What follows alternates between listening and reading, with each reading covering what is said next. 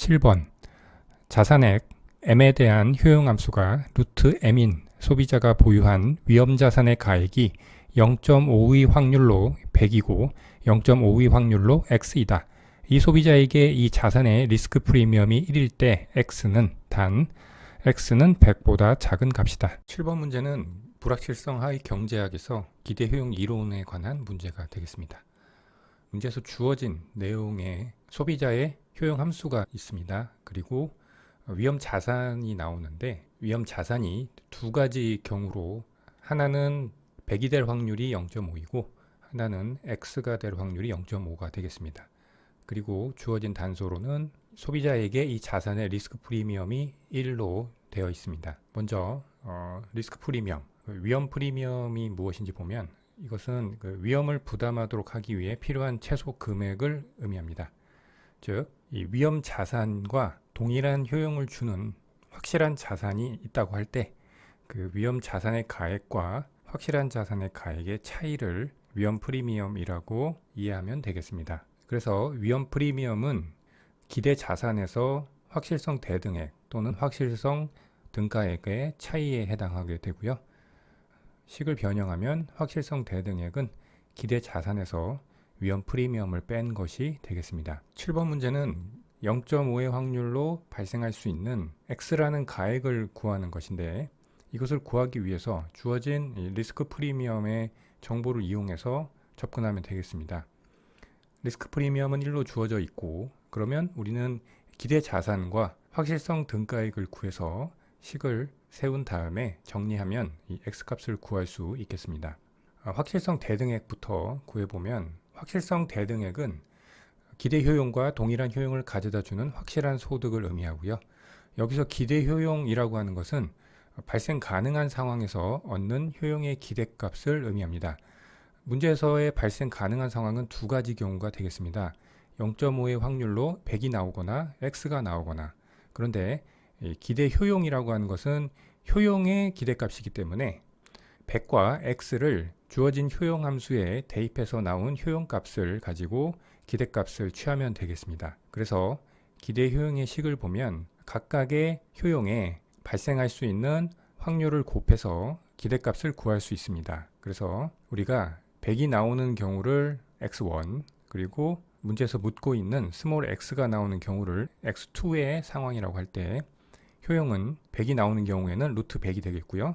x가 나오는 경우에는 루트 x가 되겠습니다. 그래서 각자의 나올 수 있는 상황에 대한 확률을 곱해서 기대 효용을 구하면 0.5 곱하기 루트 100 플러스 0.5 곱하기 루트 x 해서 정리하면 5 플러스 0.5 루트 x가 되겠습니다. 이것이 기대 효용이고 확실성 대등액은 이 기대 효용과 동일한 효용을 가져다주는 확실한 소득이라고 했으니까 우리가 확실성 대등액을 C2라고 할 때 이것의 효용은 C2를 효용함수에 대입한 루트 C2가 되고요.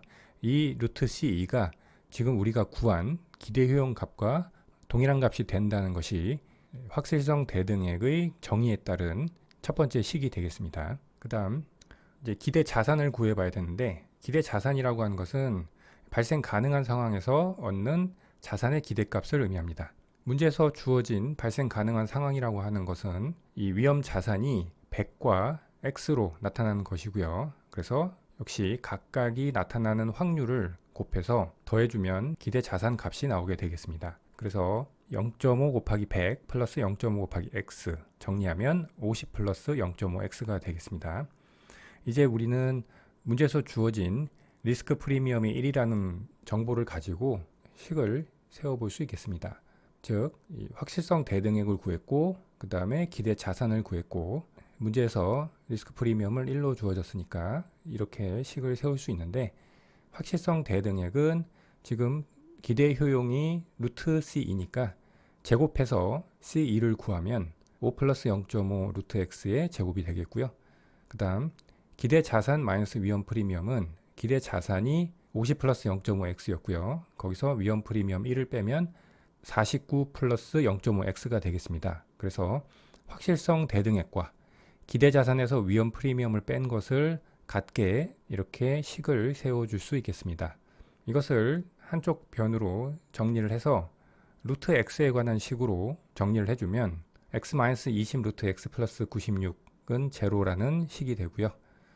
이것은 루트 x에 관한 2차 방정식으로 볼 수 있겠습니다. 그래서 인수분해를 해서 정리를 하면 루트 x는 8이거나 12가 됨을 알 수가 있는데, 문제에서 주어진 단서에 x가 100보다 작은 값이라고 했기 때문에 루트 x는 10보다 작게 됩니다.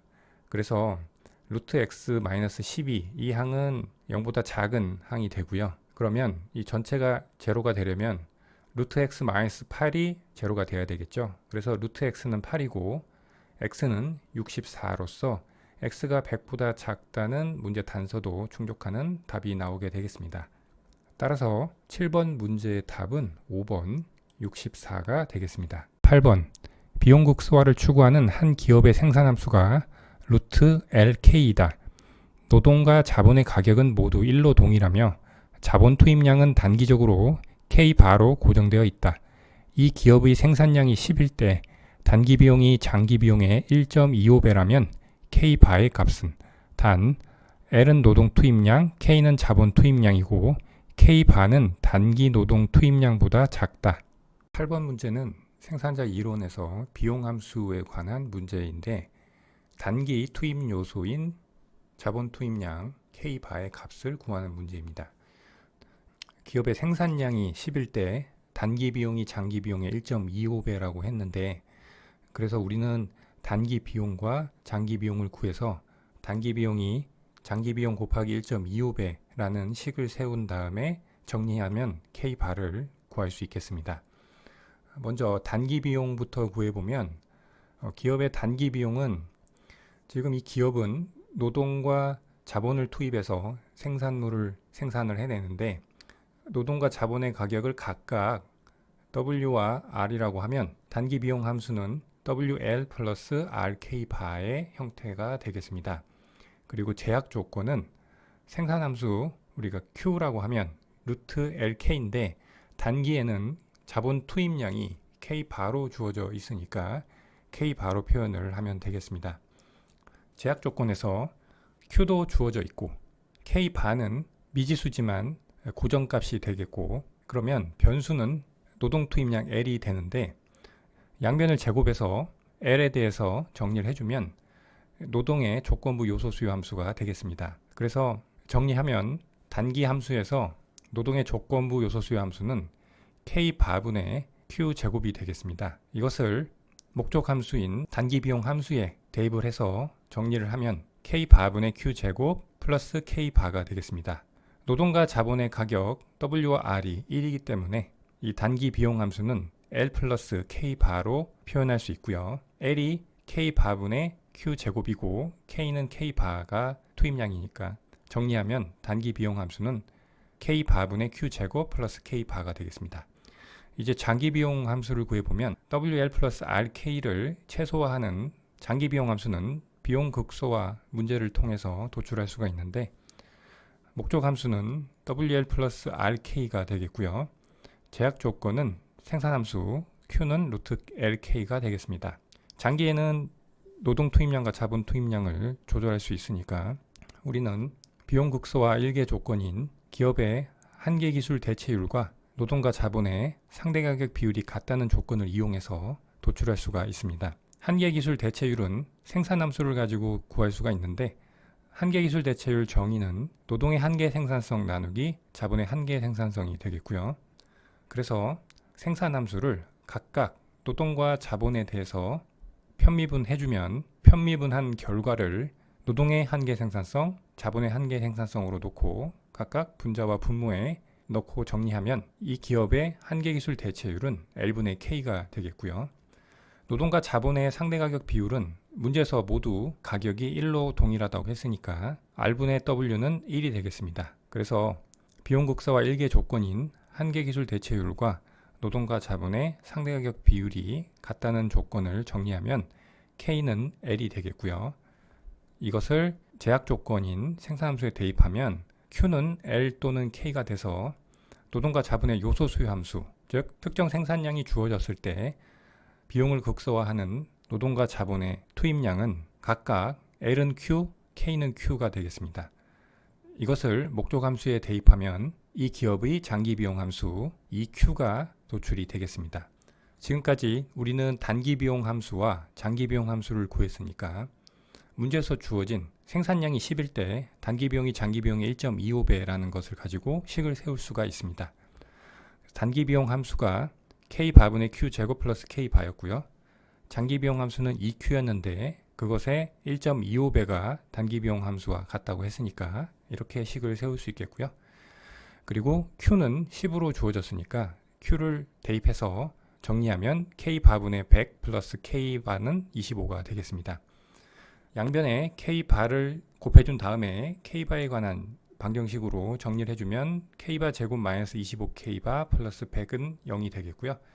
이 식을 인수분해해주면 K바는 20 또는 5의 값을 갖게 되는데 문제 단서에서 K바가 단기 노동 투입량보다 작다고 했으니까 우리가 단기 비용 구할 때 노동의 조건부 요소 수요 함수 L이 K바분의 Q제곱에서 Q가 10이고 만약 K바가 20이거나 5일 때 L이 어떻게 나오는지를 보면 K바가 20일 때는 L은 5가 되고요. K바가 5일 때는 L은 20이 됩니다.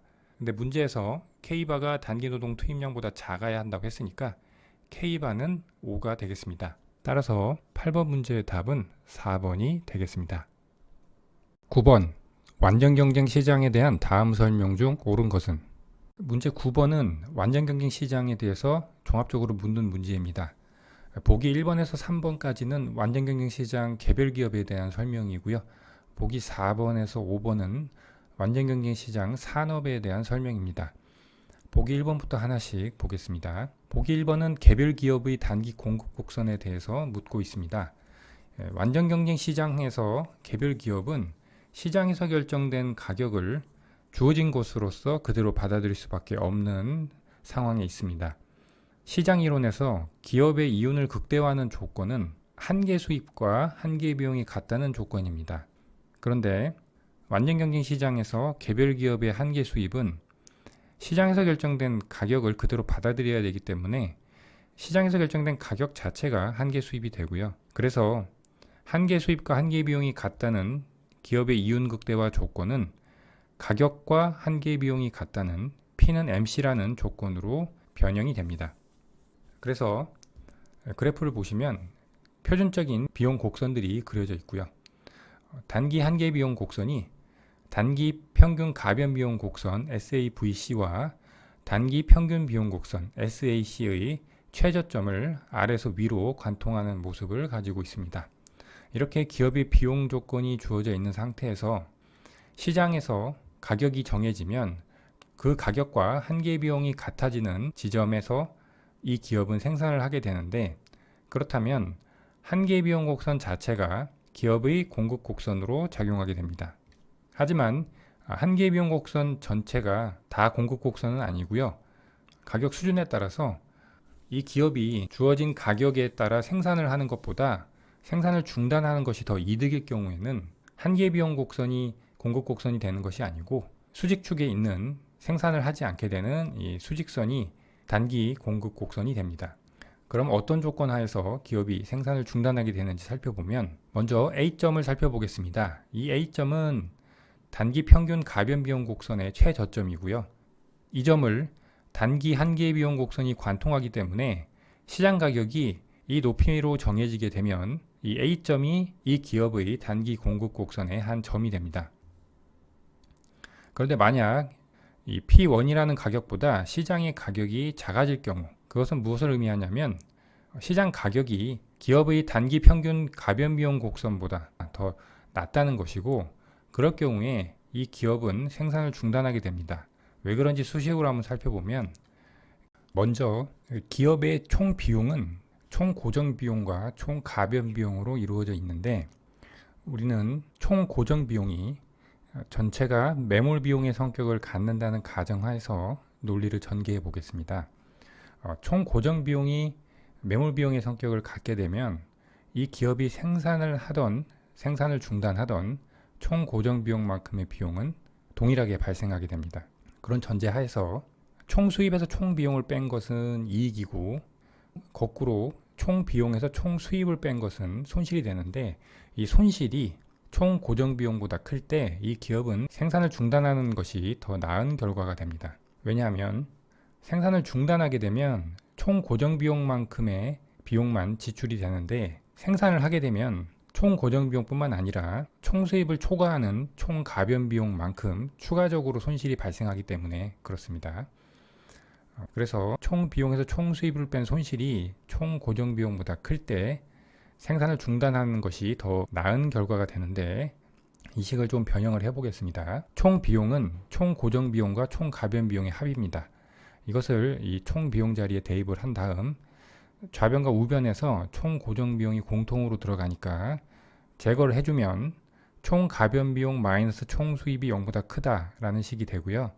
총 수입을 우변으로 넘겨주면 총 가변 비용이 총 수입보다 크다는 조건이 됩니다.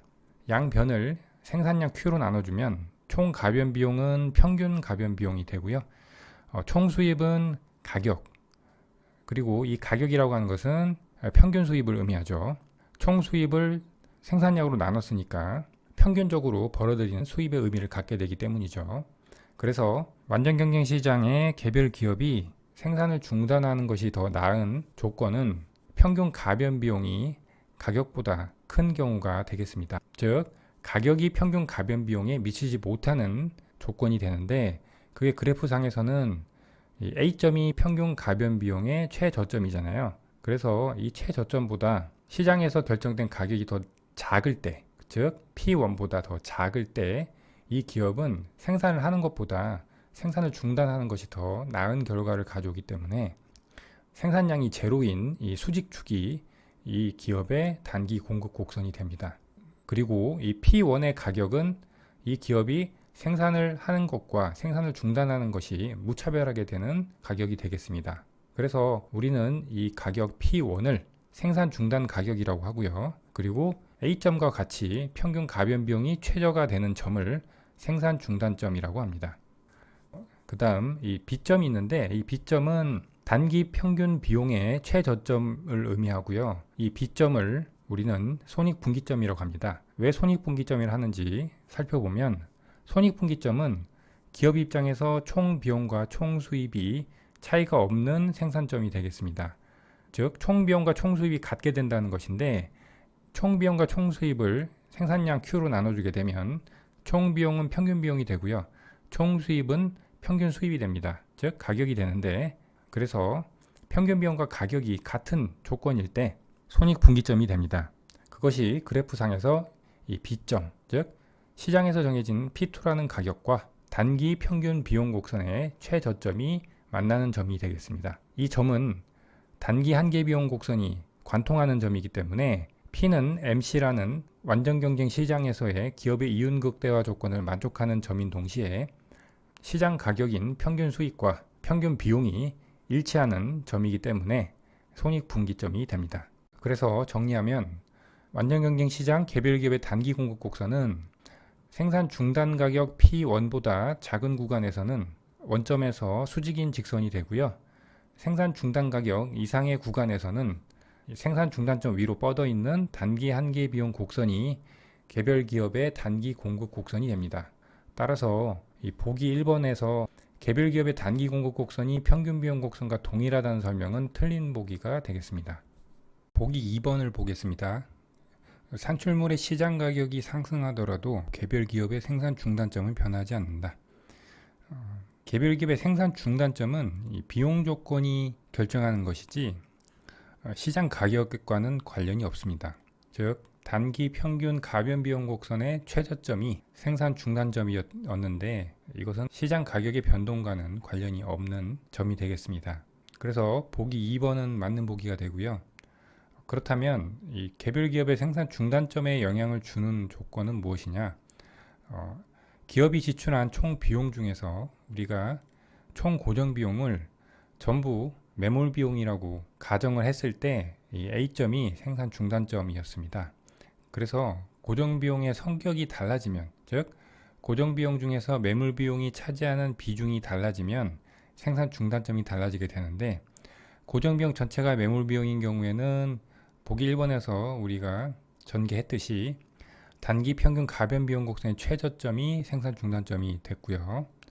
만약 고정 비용 전체가 매몰 비용이 아닌 경우, 즉 전부 회수할 수 있는 비용이라고 하면 이 경우에는 단기 평균 비용 곡선의 최저점이 생산 중단점이 됩니다. 이때는 생산 중단점이 손익분기점과 같은 점이 되는데 왜 그런지 생각을 해보면 기업이 생산을 중단하게 되면 가변 비용이 발생하지 않는 것과 동시에 고정 비용 전체도 회수할 수 있기 때문에 비용이 제로가 됩니다. 그래서 생산을 했을 때 무조건 이윤이 나야지 생산을 하지 않았을 때보다 더 나은 결과가 되기 때문에 시장 가격이 손익분기점을 넘겨야 생산을 하게 됩니다. 그래서 고정비용 전체가 매몰 비용이 아닌 경우에는 단기 평균 비용 곡선의 최저점이 생산 중단점이 됩니다. 단기 평균 비용 곡선의 최저점이 손익분기점이었기 때문이죠.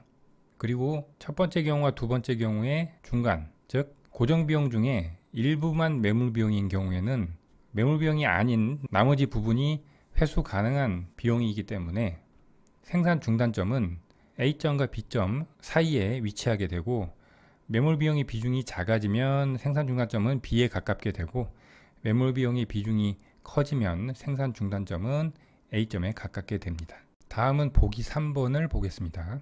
동일한 생산량에 대하여 개별 기업의 장기 총비용은 단기 총비용보다 항상 크거나 같다. 기업의 비용함수 간의 관계를 보면 먼저 위쪽에는 장기 총비용 곡선과 단기 총비용 곡선의 관계가 나타나 있고요. 아래쪽은 장기 평균비용 곡선과 단기 평균비용 곡선의 관계가 나와 있습니다. 단기에는 기업이 생산 규모와 생산 요소 투입량을 자유롭게 변화시킬 수 없는 제약이 있기 때문에 생산 규모와 생산 요소 투입량을 자유롭게 변화시킬 수 있는 장기에 최소한 같거나 더 낮은 비용으로 생산을 할 수 있게 됩니다. 그래서 결론만 우리가 체크를 해보면 장기 총 비용은 단기 총 비용의 포락선, 장기 평균 비용 곡선은 단기 평균 비용 곡선의 포락선, 이 결론을 그림과 함께 기억해 두시면 되겠습니다. 그런데 보기 3번은 거꾸로 서술하고 있으니까 틀린 보기가 되겠습니다. 다음 보기 4번, 5번은 완전경쟁 시장 산업에 관한 설명입니다. 4번부터 하나씩 보겠습니다. 4번은 산업의 장기 공급 곡선이 어떻게 도출되는지를 설명하고 있습니다. 개별 기업의 장기 한계 비용 곡선을 수평으로 합하여 도출한다고 되어 있는데 장기에는 개별 기업의 진입과 이탈이 자유롭기 때문에 개별 기업 장기 한계 비용 곡선의 수평합으로 산업의 장기 공급 곡선을 구할 수 없습니다. 완전 경쟁 시장에서 산업의 장기 공급 곡선은 가격 변화에 따른 개별 기업의 반응과 기업의 수 변화를 고려해야 하고요. 이때 가장 중요한 고려사항은 산업 전체의 산출량이 증가할 때 산업에서 사용하는 투입 요소, 즉 생산 요소의 가격이 어떻게 변화하는지입니다. 우리는 크게 세 가지의 경우 비용 불변 산업, 비용 증가 산업, 비용 감소 산업으로 나눠서 완전 경쟁 시장 산업의 장기 공급 곡선을 도출해 보겠습니다. 먼저 최초 장기 균형 상태를 정의를 하는데 그래프를 보시면 좌측은 완전 경쟁 시장의 개별 기업에 대한 그래프고요. 우측은 완전 경쟁 시장 산업의 장기 균형에 대한 그래프입니다. 최초 장기 균형 상태는 개별 기업은 스몰 a점, 산업은 대문자 a점으로 출발한다고 하면 이때 수요가 증가해서 시장 수요 곡선이 D1에서 D2로 증가한다고 해보겠습니다. 그러면 시장 균형 가격은 P1에서 P2로 상승을 하게 되고 점 B에 다다르게 됩니다. 이 경우 가격 수용자인 기존에 생산을 하고 있던 개별 기업 입장에서는 한계 수입이 P1에서 P2로 증가하게 되고요. 그 한계 수입과 장기 한계 비용이 만나는 스몰 B점에서 생산을 하게 되는데 그래서 개별 산출량이 스몰 Q1에서 스몰 Q2로 증가하게 됩니다. 그런데 이 산출량에서는 한계 수입이 장기 평균 비용보다 크기 때문에 시장에는 기존 기업들이 양의 이윤을 얻게 되고요. 장기에는 개별 기업의 진입과 이탈이 자유롭다고 했는데 잠재적 진입자들이 시장에 진입해서 생산을 하게 됩니다. 지금 이 시장은 완전 경쟁 시장이기 때문에 잠재적 진입자와 기존에 시장에 생산하던 기업들의 비용 구조가 동일하다는 전제하에 논리가 전개됩니다. 그래서 잠재적 진입자들이 시장에 진입하면 시장 공급이 증가하게 되는데, 이 잠재적 진입자들은 시장의 초과 이윤이 사라질 때까지 진입하게 되니까 시장 공급 곡선이 최초 장기 균형 상태의 시장 가격인 P1까지 하락할 때까지 진입하게 됩니다. 그래서 시장 공급 곡선은 S1에서 S2까지 이동하게 되고요. 그렇게 되면 다시 개별 기업 입장에서는 한계 수입이 최초 장기 균형 상태인 P1으로 돌아오기 때문에 개별 기업의 생산량은 스몰 q1으로 회귀하게 됩니다. 하지만 산업 입장에서는 잠재적 진입자들도 진입했기 때문에 장기 균형 상태의 균형 공급량, 균형 생산량은 라지 Q1에서 라지 Q2로 증가하게 됩니다. 지금 우리가 보고 있는 완전 경쟁 시장의 산업은 비용 불변 산업이기 때문에 잠재적 진입자들이 시장에 진입해서 생산을 위해 생산 요소의 수요를 증가시켰지만 생산 요소 가격이 불변으로 유지되는 시장이기 때문에 개별 기업 입장에서의 비용 곡선들이 이동하지 않고 그대로 유지하고 있음을 알 수 있습니다. 결과적으로 완전 경쟁 시장 산업의 장기 공급 곡선은 최초 장기 균형점이 라지 A점이었고 수요 증가 이후에 변화된 장기 균형점이 라지 C점이기 때문에 장기 공급 곡선은 수평선의 모습을 갖게 됩니다. 다음은 비용 증가 산업의 경우에 완전 경쟁 시장의 장기 공급 곡선이 어떻게 되는지를 보겠습니다. 최초 균형점은 동일하게 스몰 A점과 라지 A점입니다. 여기서 수요가 증가해서 수요 곡선이 D1에서 D2로 우측 이동하게 되고요. 그래서 대문자 B점에서 균형점이 성립하게 되는데 개별 기업 입장에서는 한계 수입이 P1에서 P2로 증가하기 때문에 기존의 시장에서 생산을 하던 기업들은 생산량을 스몰 q1에서 스몰 q2로 증가시키게 됩니다. 이 스몰 B점에서 한계 수입이 기존의 장기 평균 비용 곡선보다 크기 때문에 잠재적 진입자들이 역시 초과 이윤을 노리고 시장에 진입하게 됩니다. 그래서 시장 공급이 증가하게 되고 공급 곡선은 S1에서 우측 이동하게 됩니다. 그런데 이 산업은 비용 증가 산업, 즉 잠재적 진입자들이 시장에 진입해서 생산을 위해 생산 요소의 수요를 증가시킴에 따라서 생산 요소의 가격이 증가하는 산업이기 때문에 기업의 비용 구조, 즉 장기 한계 비용 곡선과 장기 평균 비용 곡선이 상승하게 됩니다. 그래서 그래프상에서도 LMC1에서 LMC2로, LAC1에서 LAC2로 이동함을 알 수 있습니다. 하지만 이 초과 이윤이 존재하는 한 잠재적 진입자들은 계속 시장에 진입하게 되고요.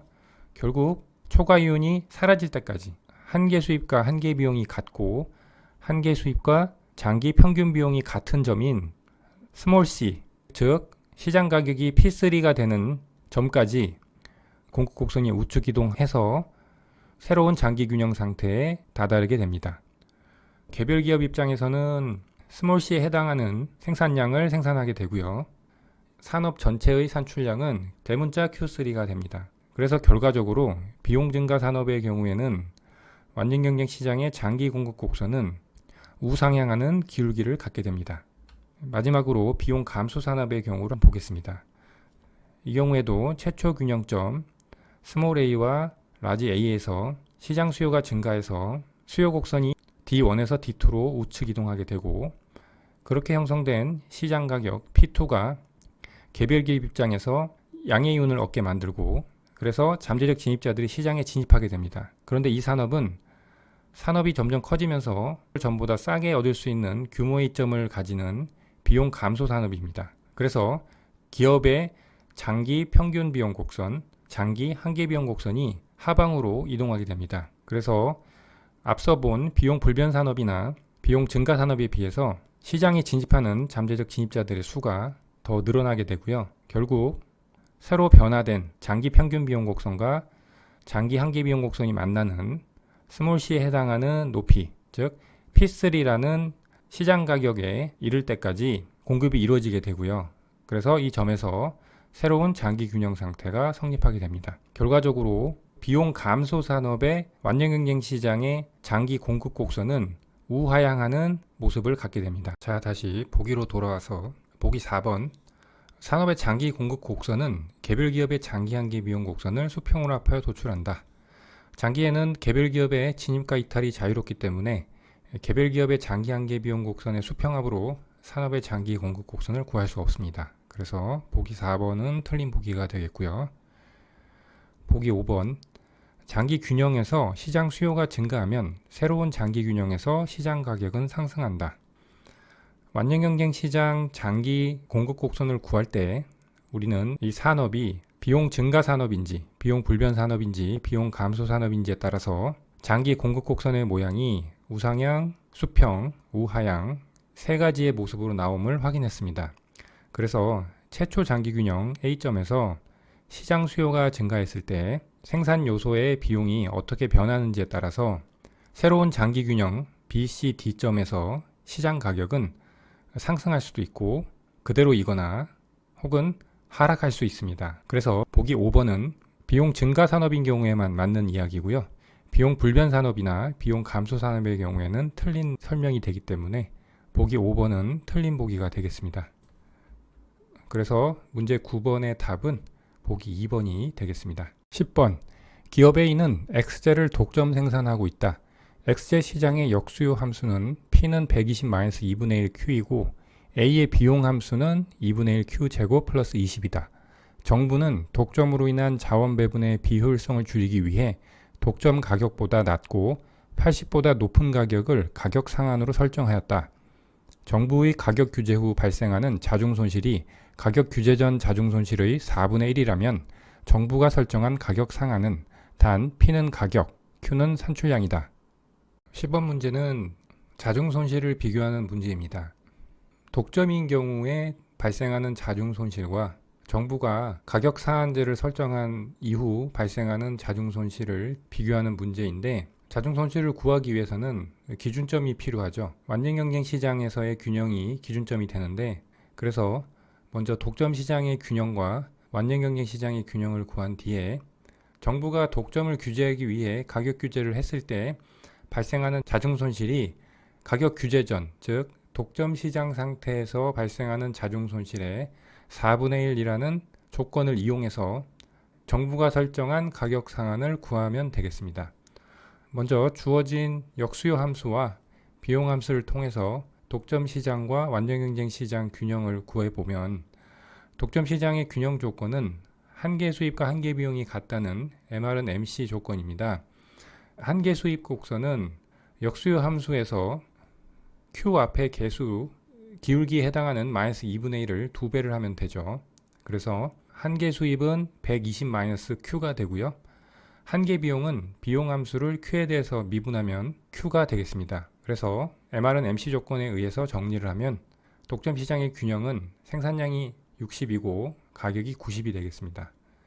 그 다음 자중 손실을 구하는 기준이 되는 완전 경쟁 시장의 균형을 구해보면 완전 경쟁 시장에서 균형 조건은 역시 MR은 MC인데 완전 경쟁 시장에서의 MR 한계 수입은 기업이 가격 수용자 입장에 있기 때문에 시장에서 정해진 가격을 그대로 받아들여야 합니다. 그래서 한계 수입은 가격 P가 되고 완전 경쟁 시장의 이윤 극대화 조건은 P는 MC가 돼서 역수요 함수를 그대로 가져오고요. 여기에 MC, 즉 Q 값을 같게 놓고 정리하면 완전 경쟁 시장의 균형 산출량 80과 균형 가격 80이 나옵니다. 이제 우리가 구한 독점 시장 균형과 완전 경쟁 시장 균형을 그래프로 표현을 해보면 역수요 함수가 우하향하는 모습으로 그려져 있고요. X절편과 Y절편은 각각 240과 120입니다. 그리고 기울기가 2배인 한계 수익 곡선이 그려져 있습니다. 그 다음 비용 함수에서 도출된 MC 곡선 원점에서 45도 기울기로 우상향하는 모습으로 그려져 있습니다. 그리고 독점 시장 균형은 한계 수익 곡선과 한계 비용 곡선이 만나는 C점에서의 생산량 60을 생산하고요. 그리고 그 수직선상의 수요 곡선과 만나는 A점의 높이인 90이 독점 시장 가격이 되겠고요. 그 다음 완전 경쟁 시장 균형은 수요 곡선과 MC 곡선이 만나는 B점이 가격이 80이고 생산량이 80인 점이 되겠습니다. 그런데 이 상황에서 정부가 독점 가격인 90보다는 낮고 80보다는 높은 가격을 가격 상한으로 설정을 하였기 때문에 정부가 가격 규제를 할 경우에 이 독점 기업이 직면하는 수요 곡선은 가격 상한에 해당하는 x라는 높이에서 수평으로 오다가 수요 함수를 만난 뒤에는 수요 함수에 따라서 우하향하는 모습을 가지게 되고요. 그리고 한계 수익 곡선은 수평으로 오다가 이 D점 오른쪽부터는 기존의 한계 수익 곡선을 따라서 우하향하는 모습을 가지게 되겠습니다. 지금 문제에서 묻고 있는 것은 정부가 설정한 가격 상한 이 X를 묻고 있는데, 독점 시장에서의 자중 손실과 정부가 가격 규제한 후에 발생하는 자중 손실의 관계가 문제 단서로 주어져 있는데, 지금 이 삼각형 부분을 옆으로 떼와서 한번 보겠습니다. 먼저 규제 전 자중 손실, 즉 독점 시장에서의 자중 손실은 삼각형 A, B, C에 해당합니다. 만약 이 시장이 완전 경쟁 시장이었다면 독점 시장의 생산량인 60에서 80까지 생산을 늘림에 따라서 수요 곡선의 높이에 해당하는 소비자가 지불할 용의가 있는 가격과 기업이 최소한 받고자 하는 가격인 MC의 높이의 차이만큼의 사회적 잉여가 늘어나는데, 거꾸로 이야기하면 완전 경쟁 시장에 비해서 독점 시장에서는 이 삼각형 ABC 면적의 사회적 후생이 상실되었음을 알 수 있습니다. 그래서 이것을 우리가 자중손실이라고 하고요.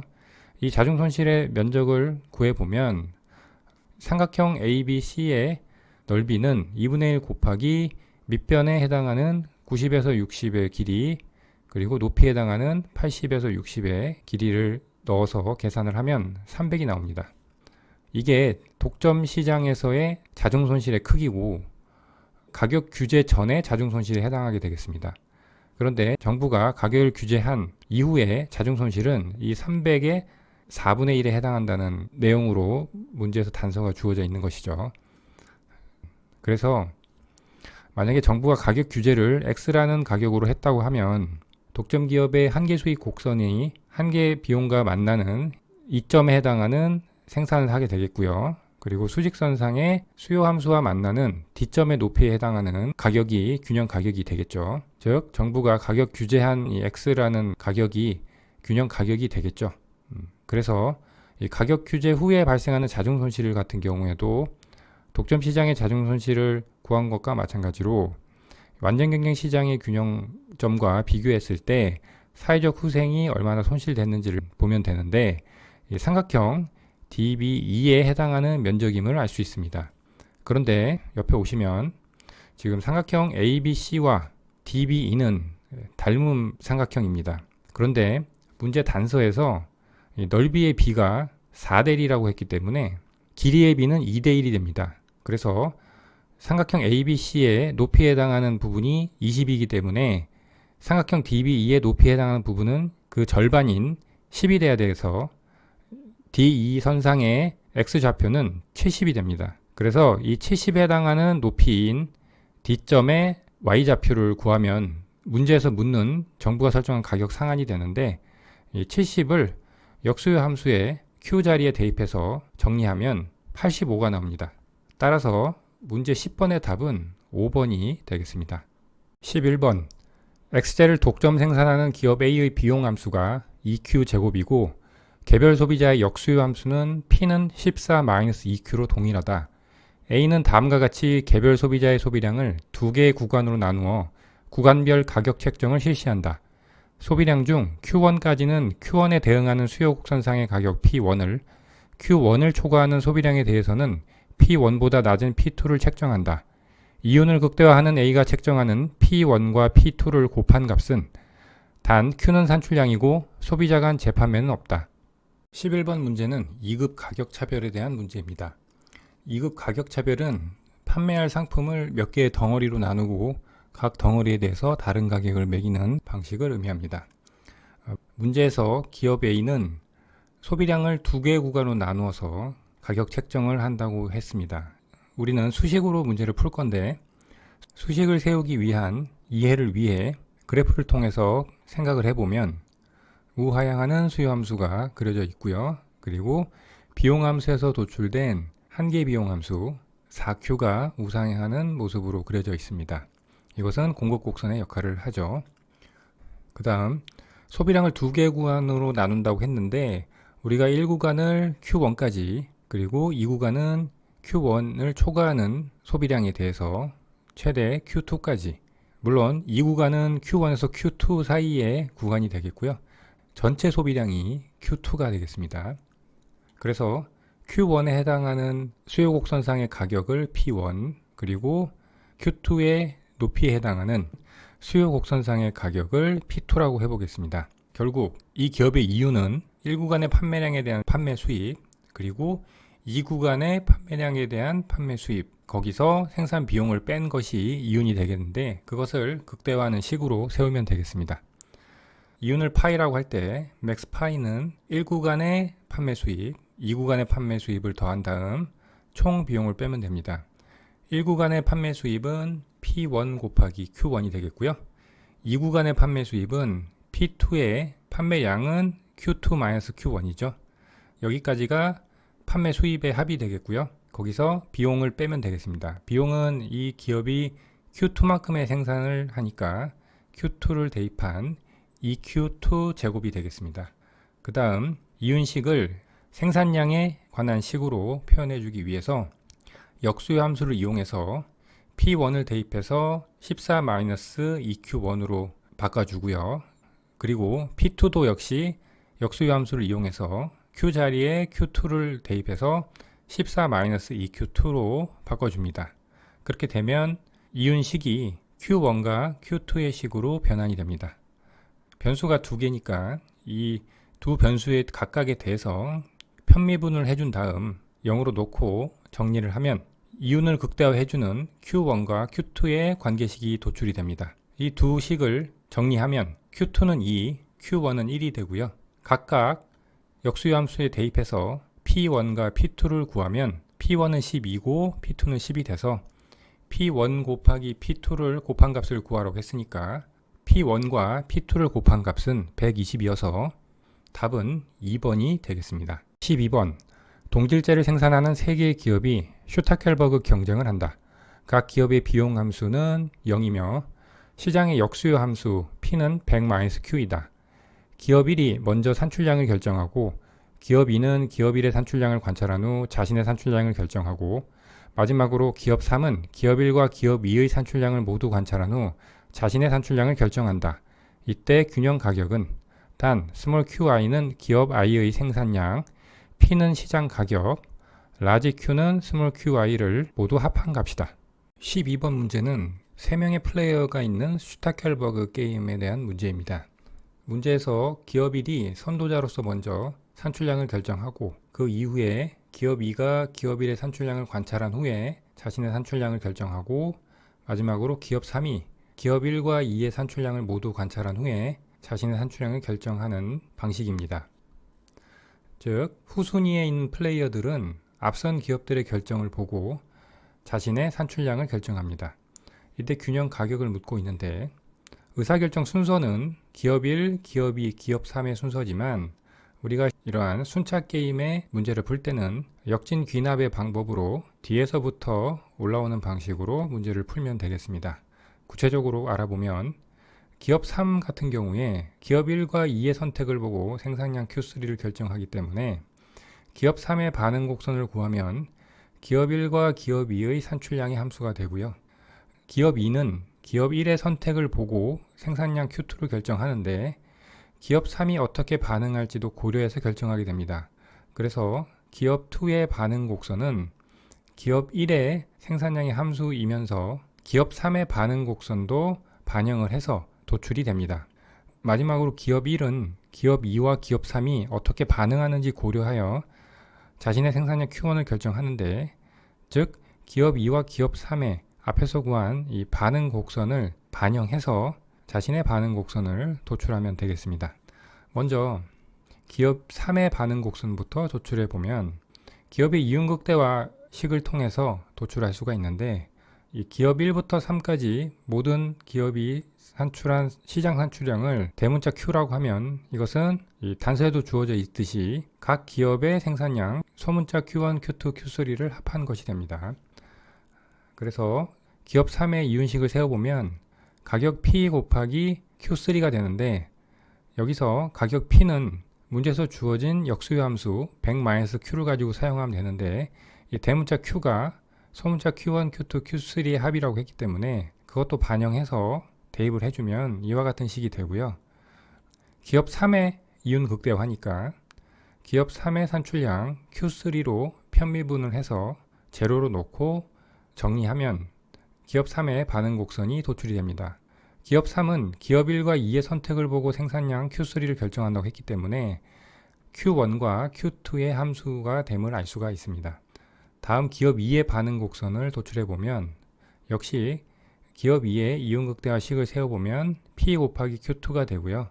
이 P 자리에 100-Q1, Q2, Q3를 대입을 하는데 지금 이 기업 2는 기업 3이 어떻게 반응할지를 고려해서 결정하기 때문에 Q3 자리에 기업 3의 반응 곡선을 대입해서 자신의 반응 곡선을 도출하면 되겠습니다. 그래서 정리를 하면 지금 100-Q1, -Q2에서 100-Q1, -Q2의 2분의 1을 뺐으니까 2분의 1의 100-Q1, -Q2가 되고 거기에 Q2가 곱한 형태가 되겠습니다. 기업 2의 이윤극대화니까 Q2에 대해서 편미분 해주면 기업 2의 반응 곡선 도출이 되고요. 기업 2의 반응 곡선을 보시면 기업 1의 산출량의 함수임을 알 수가 있습니다. 이제 우리는 기업 1의 반응 곡선을 도출해 보겠습니다. 기업 1의 반응 곡선 역시 기업 1의 이윤극대화식을 통해서 도출할 수가 있는데 P 곱하기 Q1이 되는데 P 자리에 앞에와 동일한 방식으로 수요함수를 대입해서 100-Q1, -Q2, -Q3로 정리를 하는데 Q2와 Q3 자리에 우리가 앞에서 구한 기업 2와 기업 3의 반응 곡선을 대입을 해줍니다. 여기서 기업 3의 반응 곡선이 앞에서 우리가 기업 1과 기업 2의 생산량이 함수였는데 이 기업 3 역시 기업 2가 어떻게 선택하는지를 보고 결정을 하기 때문에 기업 2의 반응 곡선을 알고 있습니다. 그래서 기업 3의 반응 곡선 식에 이 Q2 자리에 기업 2의 반응 곡선 식을 대입해서 기업 3의 반응 곡선을 Q1의 함수로 변환을 해줍니다. 그러면 기업 2와 기업 3의 반응 곡선 모두 Q1의 함수가 됨을 알 수가 있습니다. 이것을 기업 1의 반응 곡선 구하기 위한 기업 1의 이윤극대화 식에 대입을 해서 정리를 해주면 지금 100-Q1이 있고 거기서 마이너스 2분의 1 한 만큼을 빼주고 또 마이너스 4분의 1만큼을 빼주잖아요. 그러니까 절반이 되고 또 그 절반에서 또 그거의 반을 빼주니까 여기는 4분의 1에 100-Q1이 되고요. 거기에 Q1을 곱한 이런 식의 형태가 됩니다. 이것을 기업 1의 생산량 Q1에 대해서 미분을 해서 정리를 하면 Q1의 이윤극대화 생산량은 50이 나오고요. 이것의 절반이 Q2의 생산량이었죠. 그러면 25가 되고 또 이것의 절반이 Q3의 생산량이 됩니다. 그래서 12.5가 되고요. 그러면 이 기업의 산출량을 다 합한 시장의 산출량은 87.5가 됩니다. 이것을 시장의 역수요함수에 대입해서 균형 가격을 구하면 12.5가 나와서 12번 문제의 답은 3번이 되겠습니다. 13번 10명의 주민이 거주하는 마을에서 각 주민은 공공재가 공급되면 단위당 10의 편익을 누린다. 이 마을은 공공재를 생산하는 두 공장 1, 2를 운영한다.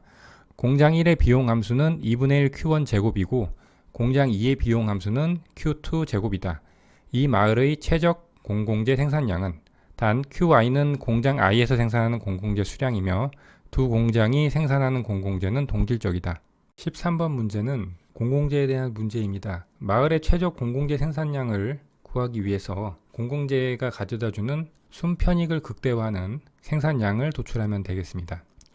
먼저 총 편익부터 구해보면 10명의 주민이 거주하고 각 주민이 공공재 단위당 10의 편익을 누린다고 했으니까 공공재 한 단위당 이 마을이 얻는 총 편익은 10 곱하기 10해서 100이고요. 거기에 이제 공공재 수량을 곱해 준 것이 총 편익이 되겠습니다.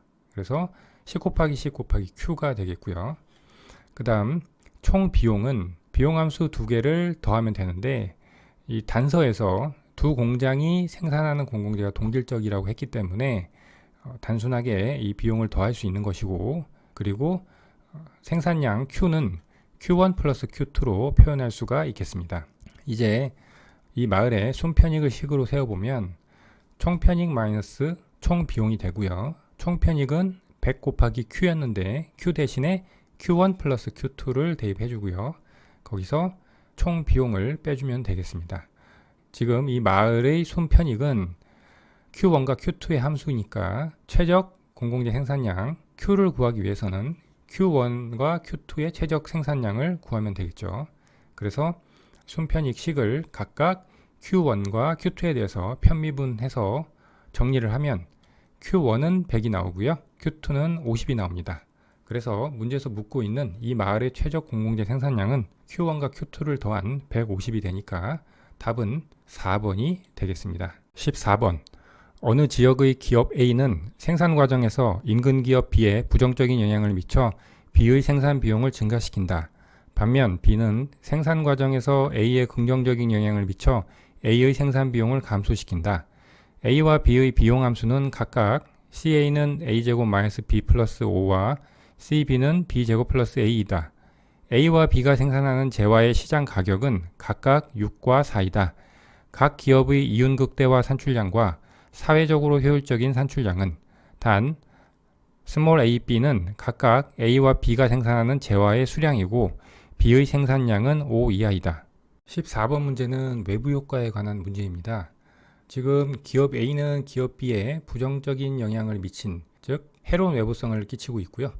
기업 B는 반대로 기업 A에게 이로운 외부성을 미치고 있습니다. 그런데 문제에서 각 기업이 개별적으로 판단했을 때 이윤극대화 산출량을 구하고 그리고 사회적으로 효율적인 산출량을 요구하고 있습니다. 즉 문제는 개별 기업이 외부성을 고려하지 않고 생산을 했을 때 산출량을 묻고 있고 그리고 사회적으로 효율적인 산출량을 묻고 있습니다. 이것은 외부성을 내재화시켜서 구한 값을 묻고 있는 것이죠. 그럼 먼저 각 기업의 이윤극대화 산출량을 도출해 보면 이것은 각 기업의 이윤극대화 식을 세워서 미분을 해서 구하면 되겠습니다. A 기업의 이윤식은 P 곱하기 A의 산출량 마이너스 A의 비용함수 이렇게 식을 세워주면 되겠고요. 그리고 기업 A의 이윤극대화니까 기업 A의 생산량인 A로 편미분해서 정리하면 기업 A의 이윤극대화 산출량이 나오겠고요. 동일한 방식으로 기업 B의 이윤극대화식 P 곱하기 생산량 B 마이너스 생산 비용 이렇게 식을 세워주면 되겠고요. 이것을 B에 대해서 편미분해서 정리하면 이윤극대화 산출량은 기업 A는 3, 기업 B는 2가 나옵니다. 그 다음 사회적으로 효율적인 산출량을 구하기 위해서 이것은 외부성을 내부화시키는 것인데 그러기 위해서는 기업 A도 기업 B에 미치는 부정적인 영향을 생산 비용에 반영을 해야 되고 기업 B도 기업 A에게 긍정적인 영향을 미치는 부분을 생산 비용에 반영을 해야 됩니다.